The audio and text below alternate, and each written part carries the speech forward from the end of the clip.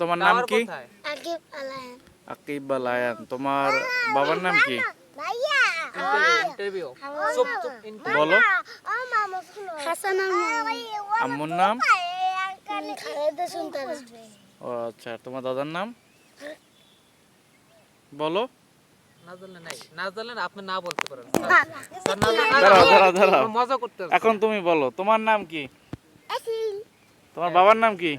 আলিফ আর তোমার আম্মুর নাম? মনি ও, তোমার দাদার নাম কি? রব্বুল মুল্লা স্যার তোমার নানার নাম কি?